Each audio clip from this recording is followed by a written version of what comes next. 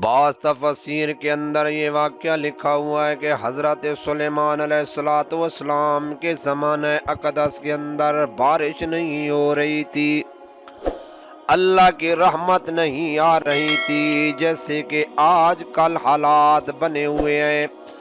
ہر بندہ نہیں، ہر چیز کو بارش کی ضرورت ہے، اللہ کی رحمت کی ضرورت ہے۔ ہر چیز چاہتی ہے کہ اللہ کی رحمت آ جائے، اللہ کی رحمت برسنے لگے۔ بعض جگہوں پر نوافل بھی اس لیے پڑے گئے کہ اللہ کی رحمت آنے لگے، اللہ رب العزت ہم سب پر اپنی رحمت والا معاملہ فرما دے۔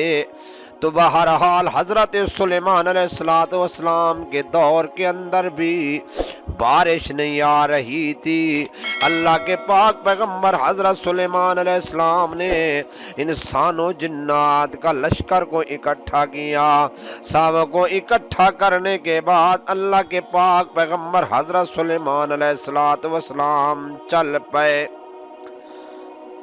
چلے اس لیے کہ میدان کے اندر جاتے ہیں، جا کر اللہ رب العزت سے دعا کرتے ہیں، ہم سب مل کر اللہ کی رحمت سے مانگیں گے، ہو سکتا ہے اللہ رب العزت ہماری دعا سن لے، قبول کر لے اور اپنی رحمت والی بارش نازل فرما دے۔ جا رہے تھے کہ اچانک اللہ کی طرف سے وحی نازل ہو گئی کہ اے اللہ کے پاک پیغمبر حضرت سلیمان علیہ السلام سب لشکر کو لے کر واپس چلے جا، میں اللہ رب العزت نے رحمت والی بارش نازل برسانے کا فیصلہ کر لیا ہے۔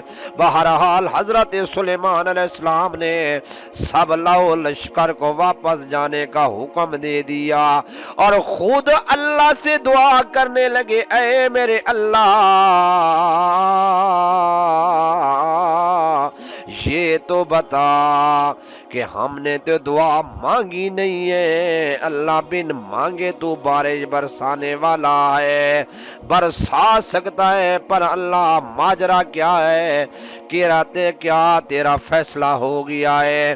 حضرت سلیمان علیہ السلام کو اللہ پاک نے جواب دیا، اے میرے محبوب پیغمبر حضرت سلیمان علیہ السلام، ایک ادنا مخلوق میں سے، میری مخلوق میں سے ایک چمٹی نے اپنے ننھے ننھے بازو میدان کے اندر پھیلا کر یہ دعا کرنے لگی مجھ سے، اللہم انی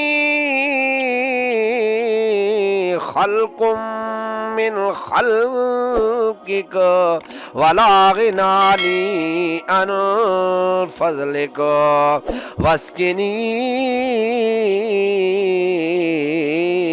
برحمتک۔ اے اللہ، میں تیری ادنا مخلوق میں سے ایک مخلوق کا ایک ادنا سا یا اللہ میں ہوں، اے میرے اللہ میں دعا مانگتی ہوں، رحمت والی بارش نازل فرما دے۔